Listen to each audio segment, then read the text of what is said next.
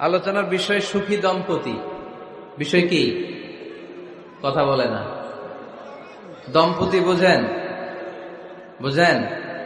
স্বামী আর স্ত্রী বানায় যেজন মিস্ত্রি, সে বড় আজব কারিগর ও মনরে, সে বড় কঠিন কারিগর। ঠিক কিনা?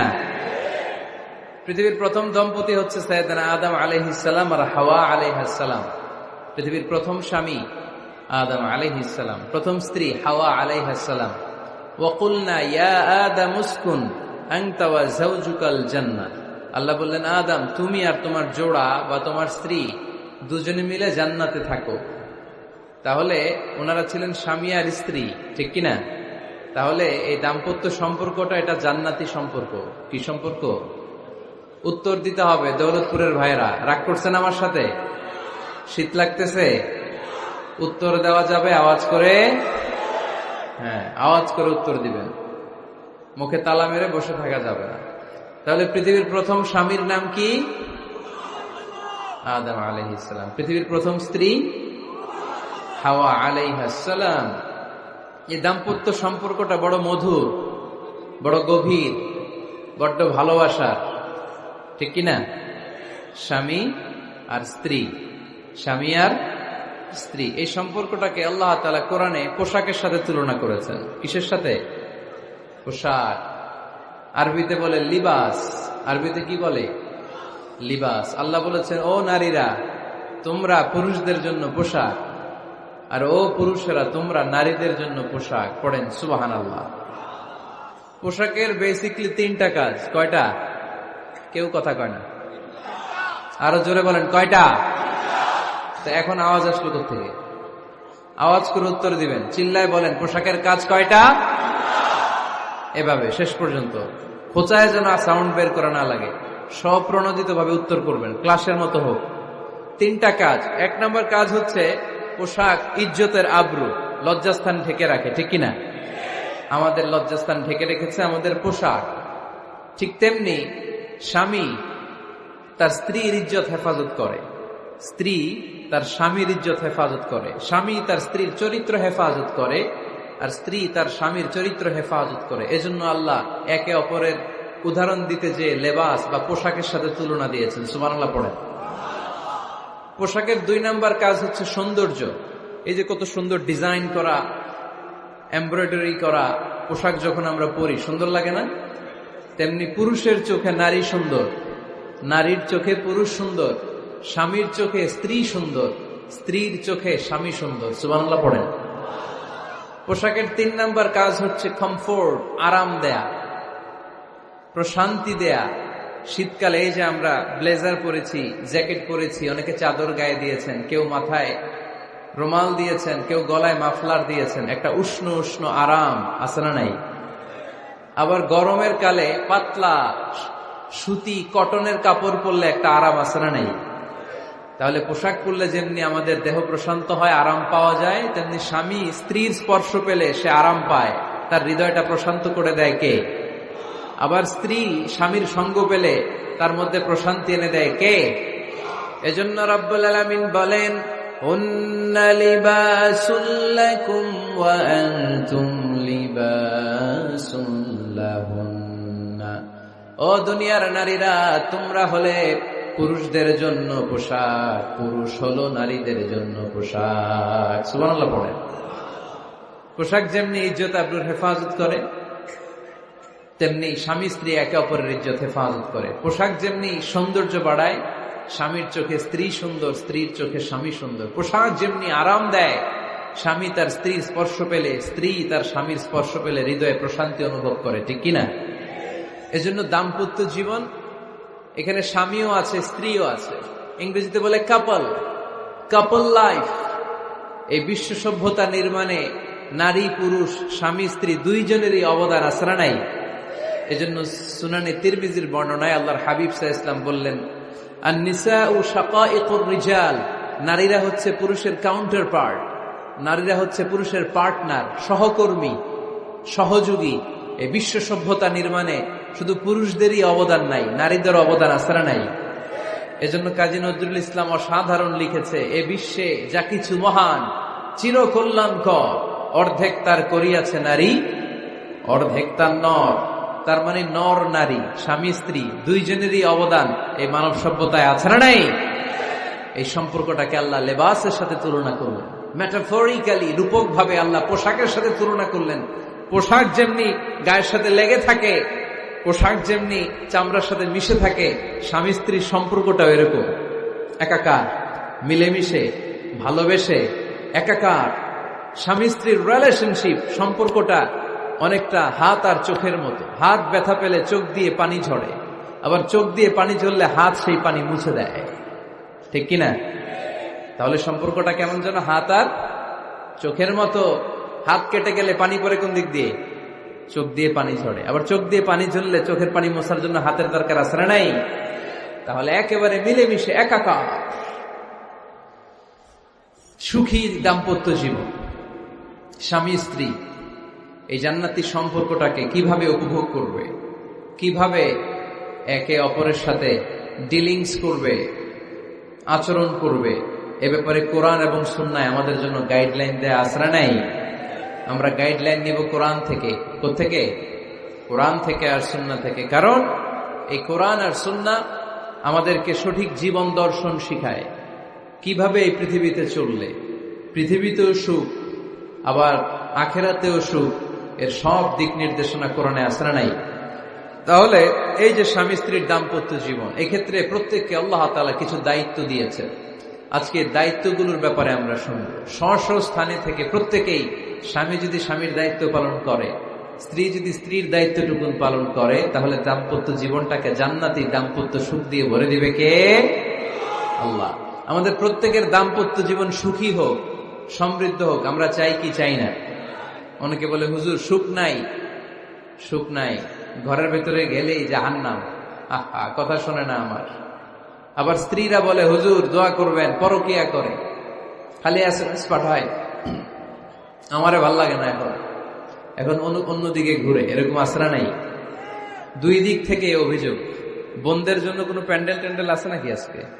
হ্যাঁ, দিনের বেলা সমাবেশ ছিল তো, এটা হয়ে গেছে তো মাইকের সাউন্ড নিশ্চয়ই। এই এদিকে উঠছে কে? টান দেন এদেরকে ধরে, টানেন টানেন, টাইনা বসান বসান, টান দেন টান দেন, হুজুরে ধরেন, হুজুরে ধরেন। ধরতে পারেন নাই হুজুরে? ধরছেন? হ্যাঁ, টান দেন। এই তো, টাইনা বসান। এদিকে তাকান, এদিকে হয়েছে, হ্যাঁ বসাই দিচ্ছে। এইভাবে চলবে একেবারে শেষ পর্যন্ত। উঠলে খবর আছে। শুরুতে সুযোগ দিয়েছি, সুযোগ নেন নাই। তো আমরা প্রথমে স্বামীর দায়িত্ব শুনবো। দাম্পত্য জীবনে স্বামীকে আল্লাহ তাআলা কি দায়িত্ব দিয়েছে, তারপর স্ত্রীকে আল্লাহ তাআলা কি দায়িত্ব দিয়েছে, এবং দুইজনের আবার কালেকটিভ সম্মিলিত কিছু দায়িত্ব আছে, এগুলো আমরা শুনবো। শুনতে রাজি আছেন তো? কষ্ট হচ্ছে আপনাদের? আচ্ছা, এই বাম দিকটা আমাকে কষ্ট দিয়েই যাচ্ছে, খালি আওয়াজ, কথা। একটু থামছে, আবার শুরু। কেন? আমার দিকে তাকান। আরেকজনকে থামতে বলছে কি আপনার? এই থামো থামো, এগুলো বলেন কেন? আপনি থামেন, তাই তো হয়ে গেল। হ্যাঁ, আবার আমার সাথে কথা বলেন, আপনি চুপ। তো প্রথমে আমরা সম্মিলিত দায়িত্বের কথা শুনব। সম্মিলিতভাবে আল্লাহ স্বামী স্ত্রী দুইজনকেই কিছু দায়িত্ব দিয়েছে, যে দায়িত্বটা দুইজনের উপরই বর্তায়। এরপরে শুনবো স্বামীকে আল্লাহ কিছু দায়িত্ব দিয়েছে, এটা শুনবো। এরপরে স্ত্রীকে কিছু দায়িত্ব দিয়েছে। আল্লাহর কসম, এই দায়িত্বগুলো যদি স্বামী স্ত্রী সম্মিলিতভাবে পালন করে, এক একটা ঘরকে আল্লাহ জান্নাতি পরিবার বানায় দিবে, সুখী সমৃদ্ধ জান্নাতি দম্পতি বানায় দিবে। এরকম দাম্পত্য জীবন, সুখময় দাম্পত্য জীবন আমাদের হোক। আমরা চাই কি চাই না? চাই। তাহলে আমরা প্রথমে আলাদা আলাদা দায়িত্ব শোনার আগে সম্মিলিত বা কালেকটিভ রেসপন্সিবিলিটি কি আছে, এই সম্মিলিত দায়িত্বগুলো শুনব। স্বামী স্ত্রীর দুইজনের কাঁধেই বর্তায় এরকম প্রথম দায়িত্ব হচ্ছে স্যাক্রিফাইস। দাম্পত্য জীবনের আসল খেলাটা হচ্ছে স্যাক্রিফাইসের খেলা। কিসের খেলা? স্যাক্রিফাইস। এটা লাগবে। আমার বোনেরা, অথবা যুবতী বোনেরা, অথবা রিসেন্টলি বিয়ে হয়েছে এরকম বোনেরা, আজকে তো এক ভাই এসে দোয়া চাইল, হুজুর 3 দিন আগে বিয়ে হয়েছে আমার, একটু দোয়া করে দেন। তারপর যুবক ছেলেরা, তোমরা যারা বিয়ে করনি, করবা, খেয়াল করে শোনো, এগুলো কাজে লাগবে। স্যাক্রিফাইসটা খুব জরুরি। Sacrifice is the key of a successful happy couple life. একটা সুখী দাম্পত্য জীবনের আসল চাবি হচ্ছে স্যাক্রিফাইস। আওয়াজ করে বলতে হবে, চাবিটার নাম কি? স্যাক্রিফাইস করতে হবে, একটু মানিয়ে নেয়া, একে অপরকে বোঝা, একটু ভালোবাসা, একটু মানিয়ে চলা, এটার নাম হচ্ছে স্যাক্রিফাইস। একে অপরকে বোঝার চেষ্টা করা, একটু মানিয়ে চলার চেষ্টা করা, একটু ভালো লাগা, একটু ভালোবাসা, সুখ দুঃখ ভাগাভাগি করে মিলেমিশে একাকার হয়ে যাওয়া, এটার নামই দাম্পত্য জীবন। ঠিক কিনা? হ্যাঁ, এটার নামই দাম্পত্য জীবন। মিলেমিশে একাকার হয়ে যেতে হবে, স্যাক্রিফাইসের মানসিকতা অর্জন করতে হবে। একে অপরের দোষ ধরলে চলবে না, কারণ no one is perfect in this life. আপনি যে আপনার বউয়ের দোষ ধরতেছেন, আপনার দোষ নাই? কথা বলেন না কেন? আপনারও দোষ আছে না নাই? তো লিস্ট দুই ভাবে করা যায়, একটা হচ্ছে দোষের লিস্ট আর একটা হচ্ছে গুণের লিস্ট। দোষের লিস্ট বাদ দিয়ে দেন। আপনার স্ত্রীর মধ্যে আল্লাহ তাআলা কি কি গুণ দিয়েছে, এই গুণগুলোর লিস্ট করুন, দোষের লিস্ট নয়।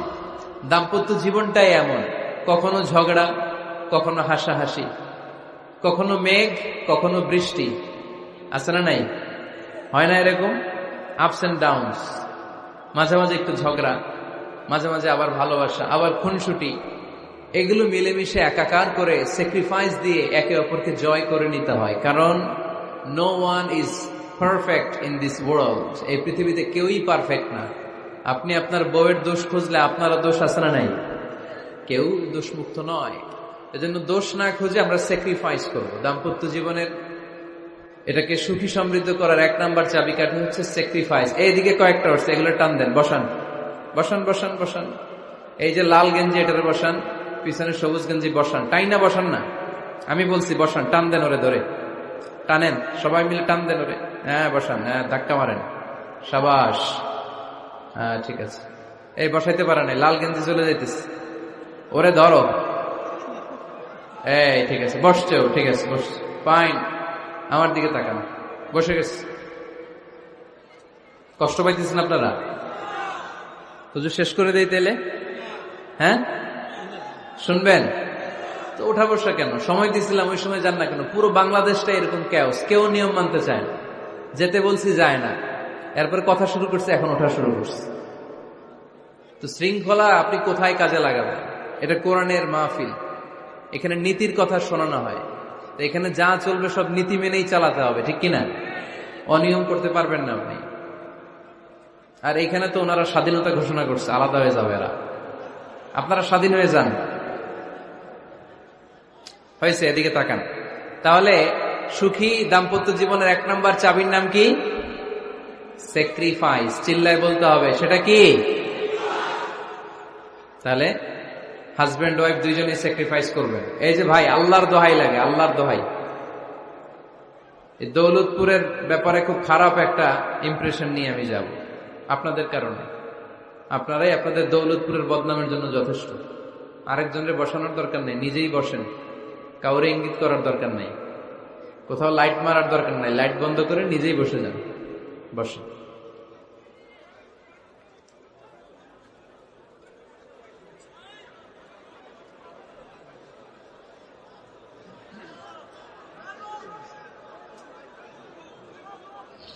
হ্যাঁ ঠিক আছে, এদিকে তাকান।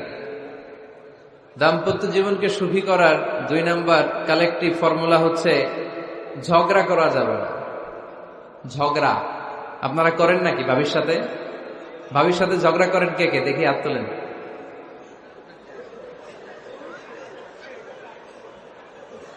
এদিকে সব আল্লাহর ওলি, এরা ঝগড়া টগড়া করে না। আপনি করেন? এই সাহসী সন্তান আছে কিছু, মাশাআল্লাহ, ঠিক আছে, বেশি করেন না আবার। হ্যাঁ ঠিক আছে, ঠিক আছে, তোমরাও করো, বুঝছি, আপনারাও করেন, ওকে। না, ঝগড়া করা যাবে না। একজন ঝগড়া শুরু করলে আরেকজন চুপ থাকতে হবে।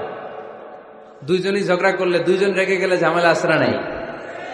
স্বামী রেগে গেলে স্ত্রী চুপ, স্ত্রী কখনো রেগে গেলে স্বামী চুপ, দুইজনই রেগে গেলে তৃতীয় বিশ্বযুদ্ধ, ঠিক কিনা? এজন্য ঝগড়া করতে দেয়া যাবে না। কারণ এই ঝগড়া, সামান্য ঝগড়া থেকে এই ঝগড়া বাড়তে বাড়তে এটা বিচ্ছেদের দিকে গড়ায়, ডিভোর্স হয়ে যায়। এরকম কত কেস যে আমার কাছে আসে, কত কেস যে আমার কাছে আসে যে হুজুর ছোট্ট ঝগড়া থেকে আমাদের মধ্যে ঝগড়া বাড়তে বাড়তে ইগো প্রবলেমের কারণে বিচ্ছেদে গড়ায়। আর এই ঝগড়া একটু শুরু হলে ইবলিশ শয়তানের কাজ হচ্ছে পালে বাতাস দেয়। কি দেয়? পালে বাতাস পেলে এটা দাউ দাউ করে উঁচু হয়ে ওঠে। আগুনের মধ্যে যেমনি কেরোসিন ঢাললে দাউ দাউ করে জ্বলে, সামান্য ঝগড়ার ছোতা পেলে ইবলিশ শয়তান খালি দাউ দাউ করে এই ঝগড়ার আগুনকে জ্বালিয়ে দেয়। ঠিক কিনা? এজন্য ঝগড়া করবেন না, মেহেরবানি করে ঝগড়া শুরু করবেন না। যে কোনো মূল্যে এই ঝগড়াকে থামায় রাখতে হবে। তো ফ্যামিলিতে ঝগড়া অনেক সময় হয়ে যায়, কিন্তু একজন ঝগড়া করলে আরেকজন চুপ থাকতে হবে। ঝগড়া নিয়ে একটা মজার গল্প আছে, শুনবেন? বিশৃঙ্খলা করলে তো গল্প শোনানো যাবে না, একেবারে চুপ। আমার দিকে তাকান, তাকিয়েছেন? ঝগড়া নিয়ে যে গল্পটা সেটা হচ্ছে, এক স্বামী ওয়াজ শুনে বাড়িতে গেছে রাত 11টায়। তো বাড়ির কাছাকাছি যেতে না যেতে স্ত্রীর আবার স্বভাব হচ্ছে রাতের খাবারটা স্বামীর সাথে একসাথে খায়, আলাদা খায় না। তো বাড়ির সামনে যেই স্বামী ফোন দিছে ওয়াইফকে, এই শুরু করার আগে দরজাটা খোলো, আমি চলে আসছি। তো ওয়াইফ এসে দরজা খুলে দিচ্ছে। এবার স্বামী ঘরে ঢুকে বলে, শুরু করার আগে রাতের খাবারটা দিয়ে দাও টেবিলে, খেয়ে ফেলে। স্ত্রী বেচারি ডাইনিং টেবিলে খাবার দিয়েছে, হাজবেন্ড বেচারা ওয়াশরুম থেকে ফ্রেশ হয়ে ডাইনিং টেবিলে বসেছে, স্ত্রীও বসেছে। তো খুব বড্ড গরম। হাজবেন্ড বলে, শুরু করার আগে ফ্যানটা ছাড়ো। এইবার তো স্ত্রী বেচারি রেগে মেগে আগুন, কি আসার পর থেকে শুরু করার আগে কি শুরু করার আগে? হাজবেন্ড বলে, এই তো শুরু হয়ে গেল। মানে কি? ঝগড়া। মানে কি? ঝগড়া। প্রিয় ভাইয়েরা, ঝগড়া করবেন না। স্বামী রেগে গেলে স্ত্রী চুপ থাকবেন, স্ত্রী রেগে গেলে স্বামী চুপ থাকবেন। কারণ সহিহ মুসলিমে এসেছে, ইন্না ইবলিসা ইয়াদাউ আরশাহু আলাল মা। ইবলিস শয়তান তার সিংহাসন গেড়েছে সাগরের উপর। কোথায়? ইবলিসের সিংহাসন কোথায়? সাগরের উপর। সুম্মা ইয়াবআসু সারায়াহু, সে প্রতিদিন সকালবেলা তার সাঙ্গপাঙ্গরে গোটা পৃথিবীতে পাঠায়, যা পৃথিবীতে ফাসাদ সৃষ্টি কর। ইবলিস যখন সাঙ্গপাঙ্গদেরকে গোটা পৃথিবীতে ছড়িয়ে দেয়, সারাদিন ধোঁকা দেওয়ার পরে, ওয়াসওয়াসা দেওয়ার পরে, রাত্রিবেলা ইবলিসের কাছে ফিরে আসে, এসে বলে, ও ইবলিস, আমি আজকে আল্লাহর বান্দাদেরকে দিয়ে মিথ্যা কথা বলিয়েছি। ইবলিস বলে, এটা তো কোনো ব্যাপারই না, এগুলোই তো তোদের কাজ। আরেক শয়তান বলে, আমি ওজনে কম দিয়েছি একজনের মাধ্যমে বাজারে। ইবলিস বলে, এটাও তেমন বড় কোনো কাজ নয়। আরেকজন বলে, আমি সুদের ডিলিংস করিয়েছি। ইবলিস বলে, এটাও কোনো কাজ নয়। আরেক শয়তান বলে, আমি মদের আড্ডাখানায় নিয়ে মসজিদে যেতে নিয়েছিল, সেখান থেকে সরিয়ে মদের আড্ডাখানায় আল্লাহর বান্দাদেরকে নিয়েছি। ইবলিস বলে, এইটাও তেমন বড় কোনো কাজ নয়। আরেক শয়তান এসে বলে, মা তারাকতুহু হাত্তা ফাররাকতু বাইনাহু ওয়া বাইনা ইমরাআতিহি, আমি এক আল্লাহর বান্দার সাথে বান্দির ঝগড়া লাগিয়ে ঝগড়া করাতে করাতে তালাক পর্যন্ত নিয়ে গিয়েছি। মা তারাকতুহু হাত্তা ফাররাকতু বাইনাহু ওয়া বাইনা ইমরাআতিহি, আমি এক ইমানদার পরিবারকে ধ্বংসের শেষ প্রান্তে নিয়ে গিয়েছি। সামান্য ঝগড়ার পরে আমি ওয়াসওয়াসা দিতে দিতে ঝগড়া বাড়াতে বাড়াতে তালাক পর্যন্ত নিয়েছি। ইবলিস বলে, শাবাশ, তুই তো কাজের মতো কাজ করেছিস, আমার কাছে আয়, আমার কাঁধে ওঠ। ইবলিস তখন ওই শয়তানকে কাঁধে নিয়ে নাচতে শুরু করে। নাউজুবিল্লাহ পড়বেন না? এজন্য ইমানদারদের সংসার ভেঙে খান খান হোক, এটা হলে ইবলিস খুশি। আর ইমানদারের পরিবার টিকে থাকলে আমার আল্লাহ খুশি। আমরা কার খুশি চাই? এজন্য শয়তানরে খুশি হতে দেয়া যাবে না। ইমানদারদের পরিবারগুলো ঝগড়ার মাধ্যমে ভেঙে যাক, সব সময় শয়তানের মিশন এটা। আর ইমানদারদের পরিবারগুলো টিকে থাক, এটা আমার আল্লাহ সব সময় চায়। সুবহানাল্লাহ পড়েন। এজন্য দৌলতপুরের ভাইরা, ঝগড়া করবেন না। ঝগড়া কিন্তু নবী রাসূলদের পরিবারেও ছিল, আল্লাহ রাসূল সাল্লাল্লাহু আলাইহি ওয়াসাল্লামের পরিবারেও ঝগড়া ছিল। এটা স্বাভাবিক। দাম্পত্য জীবনের খুব সিম্পল ইস্যু। একজন রাগ করলে আরেকজন থেমে যাবে। পারবেন? কি হলো, পারবেন না? আল্লাহর হাবিব সাল্লাল্লাহু আলাইহি ওয়াসাল্লামের সাথে আম্মা জান আয়েশার ঝগড়া হতো। মজার একটা হাদিস শুনে, সহিহ বুখারীর হাদিস, মুসনাদে আহমদ ইবনে হাম্বলও এসেছে এই হাদিসটা। আম্মা জান আয়েশার সাথে ঝগড়া। ঝগড়ার পর আম্মাজান আয়েশাও রাগ, আল্লাহ রাসূল সাল্লাল্লাহু আলাইহি ওয়াসাল্লামও রাগ। এখন রাগ মিটানোর দরকার আছে না নাই? আল্লাহ রাসূল সাল্লাল্লাহু আলাইহি ওয়াসাল্লাম বললেন, আয়েশা চলো মিটমাট করে ফেলি। সুবহানাল্লাহ কইবেন না? চলো মিটমাট করি। তো কারে ডাকবো মিটমাটের জন্য? ওমর রে ডাকি। আম্মাজান আয়েশা বলে, না, ওমর গলিব, ওমর খুব মেজাজ ওয়ালা, আমার ডর লাগে। তোমার আব্বারে ডাকি। আব্বারে ডাকেন। আব্বারে ডাকেন। খুশি হয়ে গেছেন আম্মাজান আয়েশা রাদিয়াল্লাহু। আবু বকর রাদিয়াল্লাহু চলে আসলেন, দাঁড়ালেন। এবার বিষ্ণু সাল্লাল্লাহু আলাইহি ওয়াসাল্লাম বললেন, তাতাকাল্লিমিন আও আতাকাল্লাম, কি ঘটছে আমাদের মাঝে, তুমি বলবা না আমি বলবো? আম্মাজান আয়েশা বললেন, তাতাকাল্লামু আনতা ওয়ালা তাকুল ইল্লা হাক্কান, আপনিই বলেন, তবে সত্য ছাড়া মিথ্যা বলেন না। আবু বকর রাদিয়াল্লাহু তাআলা আনহু শুনে রেগে গেলেন, কি এ কেমন কথা তোমার? নবীকে উদ্দেশ্য করে তুমি বলছো সত্য ছাড়া মিথ্যা বলবেন না, নবী কখনো মিথ্যা বলবে নাকি? রেগে মেয়ের গায়ে মেরেছে এক চড়। চোর খেয়ে আম্মাজান আয়েশা উল্টে পড়ে গেলেন। সাইয়েদনা আবু বকর রাদিয়াল্লাহু তাআলা আনহু রেগে গড়গড় করতে লাগলেন, আবার মারার জন্য উদ্যত হলেন। আম্মাজান আয়েশা রাদিয়াল্লাহু তাআলা আনহু বাঁচার জন্য এবার বিশ্বনবীর পিছনে যে আশ্রয় নিলেন। সুবহানাল্লাহ পড়বেন না? বিশ্বনবী সাইয়েদনা আবু বকরের সামনে দুই হাত মেলে ভেবে দাঁড়িয়ে গেলেন।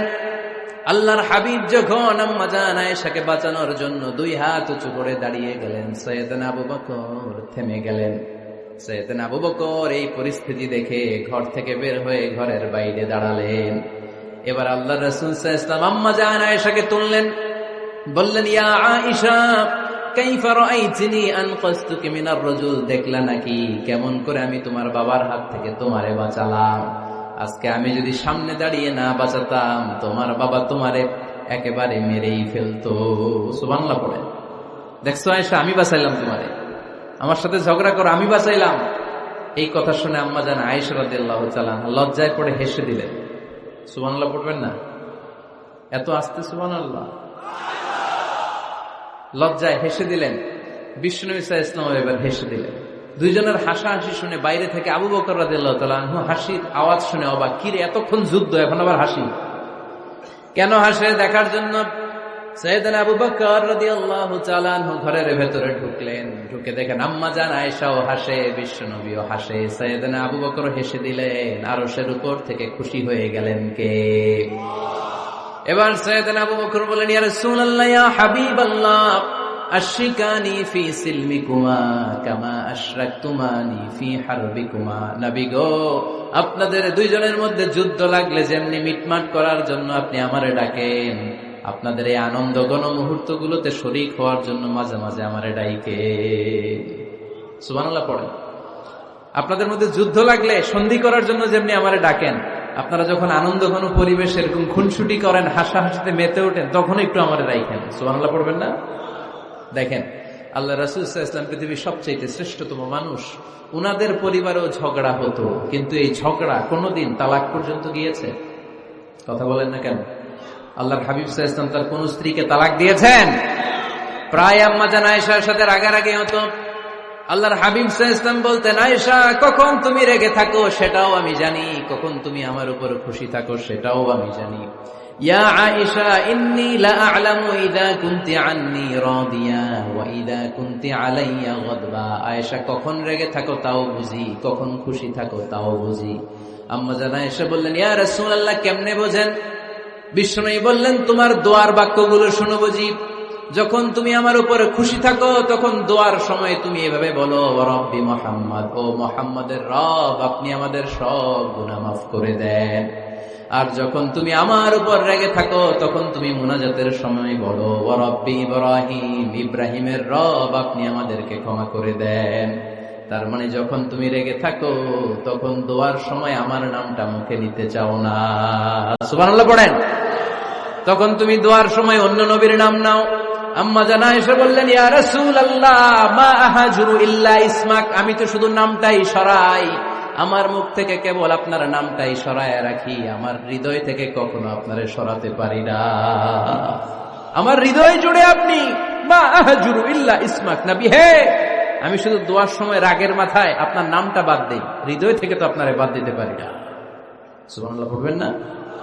তার মানে নবীদের ফ্যামিলি তো ঝগড়া এগুলো হতো, কিন্তু এটা তালাক পর্যন্ত গড়াতো না, ঠিক কিনা? তাহলে এখন থেকে আমাদের এই স্লোগান নিতে হবে, ঝগড়া করলেও আমরা ডিভোর্সের দিকে যাব না, পারা যাবে? আর একজন রেগে গেলে আরেকজনকে চুপ থাকতে হবে। ভাবি রেগে গেলে আপনি চুপ, পারবেন? পারবেন না? ইনশাআল্লাহ। এই যারা বিয়ে করে না এরা ইনশাআল্লাহ, আর বাকিরা চুপচাপ। আওয়াজ করে পড়েন না ইনশাআল্লাহ। তাহলে প্রথমে স্যাক্রিফাইস, তারপর ঝগড়া করা যাবে না। 3 নাম্বার, দাম্পত্য জীবনের কোনো গোপন কথা অন্যের কাছে শেয়ার করা যাবে না। হাদিসে এসেছে, এটাকে বলা হয়েছে আযমুল আমানা, এটা সবচেয়ে বড় আমানত। যারা দাম্পত্য জীবনের একান্ত বিষয় কারোর সাথে শেয়ার করে তারা সবচেয়ে বড় কবিরা গুনাহ করে। আশারুন নাস বলেছেন বিশ্বনবী এদেরকে, সবচেয়ে নিকৃষ্ট মানুষ। ইয়াউমাল কিয়ামাতি মানজিলাতান, আল্লাহর কাছে কিয়ামতের দিন সবচাইতে নিকৃষ্ট হয়ে দাঁড়াবে ওই দম্পতি, ওই নারী কিংবা ওই পুরুষ। তুফদি ইলা যাওজিহি ওয়া ইউফদি ইলা যাওজিহা সুম্মা ইউনশিরু সিররাহা, তারা একান্ত সময়ে ফিজিক্যাল ইন্টিমেসিতে যা করে এটা পরে মানুষের কাছে বলে বেড়ায়। এরকম আছে না নাই? খবরদার, এটা বড় কবিরা গুনাহ। অনেক বোনরা একসাথে হলে দাম্পত্য জীবনের বিভিন্ন গোপন বিষয় নিয়ে কথা বলে, আছে না নাই? অনেক পুরুষরা একে অপরের সাথে, বন্ধুদের সাথে বিভিন্ন বিষয় নিয়ে শেয়ার করে, এটা এমন ওইটা এমন, এগুলো বলা যাবে? আর সিবাউ হারাম, দাম্পত্য জীবনের সব বিষয়, স্বামীর সব বিষয় স্ত্রীর কাছে আমানত, স্ত্রীর সব বিষয় স্বামীর কাছে আমানত রেখেছে কে? দাম্পত্য জীবনের এই প্রাইভেট লাইফের কোনো কিছু কিয়ামত পর্যন্ত অন্যের কাছে প্রকাশ করাকে হারাম ঘোষণা করে দিয়েছে কে? এজন্য খবরদার আমার বোনেরা, একসাথে মহিলারা হলে পেটের কথা পিঠের কথা সব বের করে দেয়, আছে না নাই? কিছু থাকে না, সব বের হয়ে যায়। খবরদার, সব বললেও দাম্পত্য জীবনের কোনো কথা শেয়ার করা যাবে? আমার ভাইয়েরা খবরদার, আপনাদের দাম্পত্য জীবনের কোনো কথা আপনার বন্ধুর সাথে শেয়ার করতে পারবেন না। এগুলো ফ্যামিলি শান্তি নষ্ট করে, দাম্পত্য জীবনের সুখকে নষ্ট করে। তাহলে 3 নাম্বার, প্রাইভেসি বজায় রাখবেন, এটা দুজনেরই দায়িত্ব। 4 নাম্বার, অহেতুক সন্দেহ পরিহার করুন। অনেক স্ত্রী আছে হাজবেন্ডের খালি সন্দেহ করে, এই ওদিকে তাকাই লাগেন, ওই মেয়ের দিকে তাকাই লাগেন, মোবাইল দেখি, মোবাইল দাও, ফেসবুকের পাসওয়ার্ড দাও, ঢুইকা দেখি মেসেঞ্জারে কার সাথে চ্যাট করছে, এই অফিসের ফাইল দেখি, এই এটা দেখি, এই তোমার ইনবক্স চেক করবো, এদিকে দাও, আছে না নাই? এই সন্দেহ ঘরটারে জাহান্নামের টুকরা বানিয়ে ছেড়েছে। অহেতুক সন্দেহ করবেন না। আবার ভাইরা ভাবিদেরকে অহেতুক সন্দেহ করবেন, এই ওদিকে গেলা কেন, ওদিকে তাকাইলা কেন, এটা করলা কেন, ওইটা করলা কেন, দেখি তোমার মোবাইল, তোমার মোবাইলের গ্যালারি দেখি, লক করে রাখছো কেন, লক খোলো, আছে না নাই? অহেতুক সন্দেহ ফ্যামিলিটারে জাহান্নামের টুকরা বানিয়ে দেয়। হ্যাঁ, ভ্যালিড কোনো অপরাধ যদি স্বামী করে ফেলে, ভ্যালিড কোনো অপরাধ যদি স্ত্রী করে ফেলে, পরকীয়ার কোনো বিষয় যদি প্রমাণিত হয়, বসেন, কনসাল্ট করেন, একে অপরের সাথে কথা বলেন, জিজ্ঞেস করেন। কিন্তু অহেতুক, আমি অনেক ফ্যামিলি এরকম দেখেছি, আমার কিছু বন্ধুকেও আমি দেখেছি যে এদের অবস্থা খুব খারাপ, খালি সন্দেহ করে, আছে না নাই?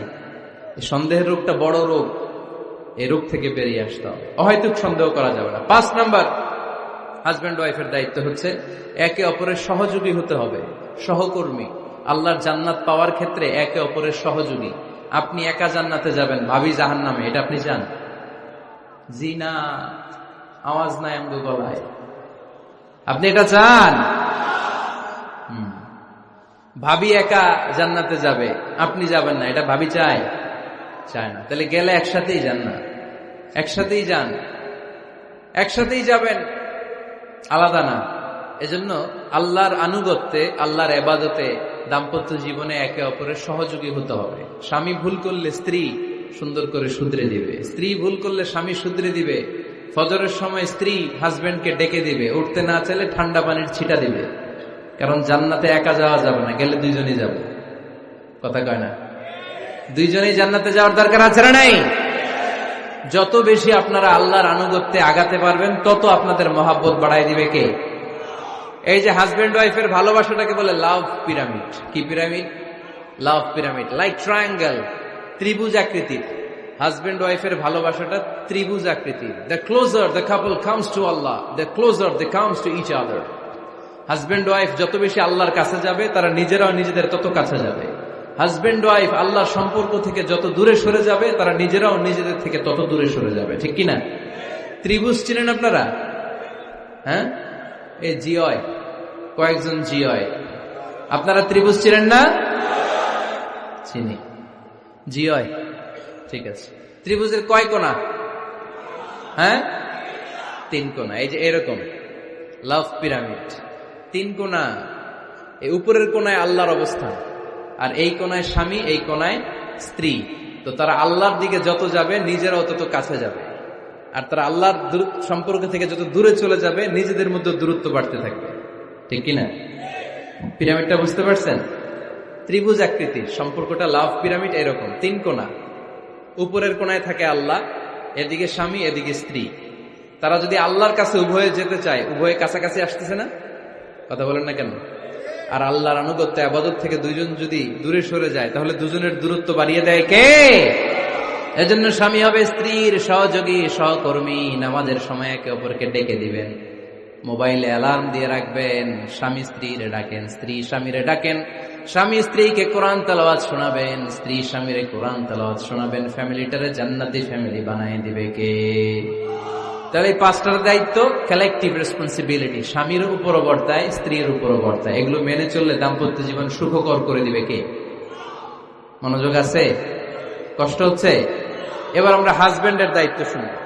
হাজবেন্ডের প্রথম দায়িত্ব হচ্ছে, হাজবেন্ড হচ্ছে caretaker of the family, incharge, protector. আর রিজালু কাওয়ামুনা আলান নিসা। আল্লাহ বললেন স্বামী হলো তার স্ত্রীর ইনচার্জ, প্রোটেক্টর। স্ত্রীকে সুরক্ষা দিবে, স্ত্রীকে টেক কেয়ার করবে, স্ত্রীর দায়িত্বে থাকবে। এই দাম্পত্য জীবনের দুইজনের সংসারকে, সংসারের মধ্যে স্বামীকে দায়িত্বশীল বানিয়েছে কে? পুরুষ দায়িত্বশীল। পুরুষ কখনো নারীর ক্ষতি করে না, সুপুরুষ নারীর ক্ষতি করে না, ঠিক কিনা? গোটা পুরুষ সমাজ নারী সমাজের সুরক্ষা দিবে। যেগুলো নারীকে একান্তে পেলে রেপ করে, যে ঢাকা বিশ্ববিদ্যালয়ে একটা রেপের ঘটনা ঘটছে না, যে এই বেয়াদবটা এই কাজ করেছে, এটা কি পুরুষ না কুপুরুষ? এটা কি সুপুরুষ না কুপুরুষ? সুপুরুষ নারীর প্রোটেকশন দেয়, নারীর টেক কেয়ার করে, তার ইনচার্জ, তার দায়িত্বশীল। দাম্পত্য জীবনে অর্থনৈতিক যত দায় দায়িত্ব আছে সব আল্লাহ তাআলা পুরুষের কাঁধে দিয়েছে। কার কাঁধে? এই দাম্পত্য লাইফে নারীর কোন অর্থনৈতিক দায় দায়িত্ব নারীর কাঁধে আল্লাহ দেয় নাই। এজন্য সব অর্থনৈতিক দায়িত্ব পুরুষের ঘাড়ে। 4টা অর্থনৈতিক দায়িত্ব আছে। পুরুষ নারীকে মহারণা দিবে, পুরুষ নারীকে খাবারের ব্যবস্থা করবে, পুরুষ নারীকে পোশাকের ব্যবস্থা করবে, পুরুষ নারীর জন্য রেসিডেন্সিয়াল ব্যবস্থা করবে। ঠিক কিনা? وَآتُوا النِّسَاءَ صَدُقَاتِهِنَّ نِحْلَةً فَإِن طِبْنَ لَكُمْ عَنْ شَيْءٍ مِّنْهُ نَفْسًا فَكُلُوهُ هَنِيئًا مَرِيئًا। সুবহানাল্লাহ পড়ে। সব স্বামীদেরকে আল্লাহ ডেকে বললেন, ও স্বামীরা শোনো শোনো, বিয়ের পর সাথে সাথে স্ত্রীর কাছে তুমি মোহরানা আদায় করে দাও। মোহর দেয়া নফল নাকি ফরজ? জোরে বলেন। তোমরা কি দাও? সিলটি পুলা মোহরানা দাও? হ্যাঁ, মোহরানা দিতায় নাকি যৌতুক খাইতা? খিতা করতা? হ্যাঁ, কি দিব? মোহরানা দিব। মোহরানা দেয়াকে ফরজ করেছে কে? আল্লাহ। তো মোহর দিতে টাকা লাগে না? এই টাকার দায়িত্ব পুরুষের ঘাড়ে দিছে কে? 2 নাম্বার দায়িত্ব, আলাল মাউলুদি লাহু রিজকুহুন্না ওয়া কিসওয়াতুহুন্না বিল মা'রুফ। স্বামী স্ত্রীর জন্য খাদ্যের ব্যবস্থা করবে, পোশাকের ব্যবস্থা করবে। 3 নাম্বার, ওয়াসকিনুহুন্না মিন হাইসু সাকানতুম মিন ওয়াজদিকুম। নিজের সামর্থ্যের মধ্যে থেকে স্ত্রীর জন্য রেসিডেন্সিয়াল একটা এরিয়ার ব্যবস্থা করে দিবে। সুবহানাল্লাহ পড়ে। তাহলে অর্থনৈতিক দায়িত্বের মধ্যে 4টা: মোহরানা দেয়া, মিলস খাবারের ব্যবস্থা করা, মানে ফুডিং এন্ড ক্লোথিং, পোশাকের ব্যবস্থা করা, সর্বশেষ রেসিডেন্সিয়াল ব্যবস্থা করা। এই যে অর্থনৈতিক সব দায়িত্ব, খরচ যেখানেই আছে, সব দায়িত্বগুলো পুরুষের কাঁধে দিল কে? চিল্লায় বলেন কে? খরচের সবকিছু আল্লাহ তাআলা পুরুষের কাঁধে দিয়েছেন। এটা হচ্ছে পুরুষের ফিনান্সিয়াল দায়িত্ব। এবার দাম্পত্য জীবনে পুরুষের নন ফিনান্সিয়াল কিছু দায়িত্ব আল্লাহ তাআলা দিয়েছেন, এগুলো আমরা শুনব। এদিকে ওঠাওটি করলেন কে কে দেখি? আটকান, এদেরকে আটকান। ধরেন ধরেন, এদেরকে ধরেন। হ্যাঁ, কি হয়েছে? শেষ করে দিব তো? খিতা হইতা? হ্যাঁ, জোরে মাতো। চলবে চলবে? হ্যাঁ, তাকবীর পড়েন তো দেখি, যারা চলবে বলতেছেন লিল্লাহি তাকবীর।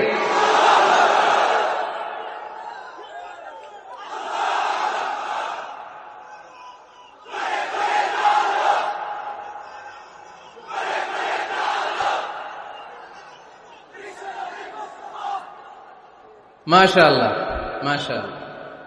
এবার দাম্পত্য জীবনে নন ফিনান্সিয়াল পুরুষের যে দায়িত্ব আছে সেটা আমরা শুনবো। 1 নাম্বার দায়িত্ব হচ্ছে স্বামীর উচিত স্ত্রীর সাথে ভালো আচরণ করা। ভালো আচরণ করেন তো আপনারা? জি হয়, এই শুধু উনি করে, বাকিরা খিতা কর্তা, মারামারি কর্তা নি, খিতা কর্তা। হ্যাঁ, সালাম দিবেন, স্ত্রীকে কি দিবেন? আল্লাহ বললেন ওয়া আশিরুহুন্না বিল মা'রুফ, স্ত্রীর সাথে কোমল ভাষায়, ভালো শব্দে, ভালো বাক্যে ভালো কথা বলো। স্ত্রীর সাথে খারাপ আচরণ করো না। স্ত্রীকে দেখলে তুমি মুচকি হাসি দাও। অনেক স্বামী আছে কখনো স্ত্রীকে দেখলে মুচকি হাসি দেয় না, চেহারাটা বাংলা পাসের মতো এরকম করে রাখে, আছে না নাই? দৌলতপুরের লোকের অবশ্য অনেক ভালো, এই যে সবার মুখে হাসি, মুচকি হাসি। হাসেন তো, মুচকি হাসি দেন তো একটা। আওয়াজ করলে মুচকি হাসি হয় নাকি? এটা মুচকি হাসি, দাঁত দেখা যাবে না, সাউন্ড হবে না, শুধু এখানে একটু একটা এক চিলতে হাসির একটা ঝলক পড়বে, এটার বলে মুচকি হাসি। কেন রাসূলুল্লাহ সাল্লাল্লাহু আলাইহি ওয়াসাল্লাম আকসারু তাবাসসুমান, আল্লাহর হাবিব সাল্লাল্লাহু আলাইহি ওয়াসাল্লাম সব সময় মুচকি হাসতেন।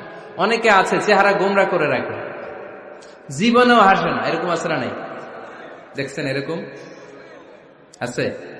এই এলাকায় তো নাই না? আছে। হাসবেন, হাসবেন। মুচকি হাসতে পয়সা লাগে না, পয়সা লাগে, এজন্য হাসবেন। আল্লাহর হাবিব সাল্লাল্লাহু আলাইহি ওয়াসাল্লাম বলেছেন ফাস্তাউসু বিন-নিসাই খায়রা, নারীর সাথে ভালো আচরণ করো। নারীদেরকে বাঁকা পাঁজরের হাড় দিয়ে তৈরি করা হয়েছে। এই হাড়কে সোজা করতে গেলে ভেঙে যাবে, রেখে দিলে বাঁকাই থেকে যাবে। তো কি করতে হবে? ফাস্তাউসু বিন-নিসাই খায়রা, কোমল আচরণ করো। আবার আল্লাহর হাবিব সাল্লাল্লাহু আলাইহি ওয়াসাল্লাম বললেন রিফকাম বিল কাওয়ারিদ, নারীদেরকে কাচের তৈজসপত্র, বাসনের সাথে, গ্লাসের সাথে আল্লাহর হাবিব সাল্লাল্লাহু আলাইহি ওয়াসাল্লাম তুলনা করলেন। কাচের তৈজসপত্র, কাচের গ্লাস, কাচের প্লেট যেমনি আস্তে তুলতে হয়, আস্তে রাখতে হয়, নারীদের সাথে এরকম কোমল আচরণ করার আদেশ দিয়েছে কে? কাচের গ্লাস, তৈজসপত্র, জগ কিভাবে রাখেন আপনারা? খুব জোরে এরকম থপাস করে নাকি? উঠানোর সময় থপাস করে উঠান? খুব স্মুথলি, স্মুথলি এটা ধরতে হয়, স্মুথলি এটা রাখতে হয়। তেমনি নারীদের সাথেও স্মুথলি আচরণ করবেন। নারীদেরকে যত আপনি কোমল মোলায়েম ভাষায় কথা বলতে পারবেন, তারা তত আপনার কথা শুনবে। যত সুন্দর সুন্দর কথা, নারীকে, স্ত্রীকে বলবেন তুমি আমার সব, তুমি আমার কৈতরি, তুমি আমার টুনটুনি, তুমি আমার ময়না পাখি, তুমি আমার সোনা পাখি। ওই যে কয় কলিজা, তার মানে প্র্যাকটিস চলে বাসায়। আর কি ডাকেন? ভাবিরে কি ডাকেন বলেন? জান।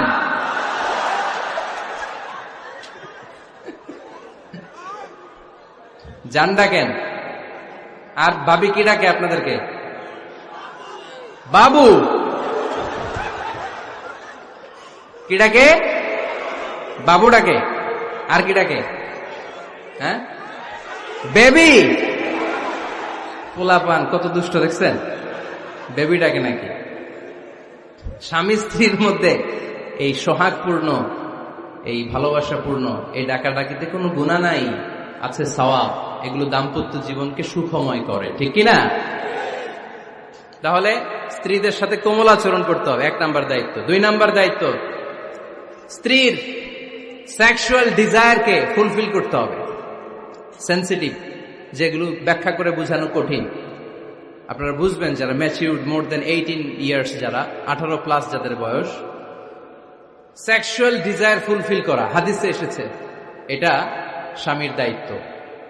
ফিজিক্যাল ইন্টিমেসির সময় নিজের ডিজায়ার ফুলফিল হলেই কুইট না করা, সময় দেয়া, এটা আবশ্যক। এই বিষয়েও প্রত্যেক স্বামীর খেয়াল রাখা দরকার। সংক্ষেপে শেষ করে দিলাম। 3 নাম্বার, স্ত্রীর ব্যক্তিগত বৈধ কাজে স্বাধীনতা দিতে হবে স্বামীর। অনেক স্বামী এই ছোট্ট বিষয় নিয়ে মারামারি লাগায় ফেলে ঘরে। স্ত্রীর ব্যক্তিগত বৈধ যে চয়েস, এটাতে আপনি স্বাধীনতা দিবেন। স্ত্রীর মনে চায় রান্না বান্না শিখতে, আপনি বললেন তুমি কম্পিউটার শিখো, কিলাকিলি আছে না নাই? স্ত্রীর মনে চায় কাঁথা সেলাই শিখতে, নকশি কাঁথা। আপনি বললেন না, তুমি ল্যাঙ্গুয়েজ শিখো। ঝামেলা আছে না নাই? না, আপনার স্ত্রী আর একটা ইন্ডিভিজুয়াল, প্রত্যেকের আলাদা ব্যক্তিগত রুচি, চাহিদা, মতামতের গুরুত্ব আছে না নাই? এজন্য প্রত্যেক স্বামীর উচিত স্ত্রীর বৈধ ব্যক্তিগত যে কাজ, অবৈধগুলা না। আবার স্ত্রী বলল যে জি বাংলা দেখবো, তুমি একটা টিভি নিয়ে আসো, আনা যাবে? কথা বলেন। স্ত্রী বলল চলো পহেলা বৈশাখে আমরা নাচানাচি করব, তুমি আর আমি মিলে, এটা মানা যাবে না। স্ত্রীর ব্যক্তিগত বৈধ কাজের স্বাধীনতা দেয়া। আম্মা জান আয়েশা রাদিয়াল্লাহু তাআলা আনহা বলেন, ওয়া কানা লি সাওয়াহিবু ইয়ালআবনা মাই।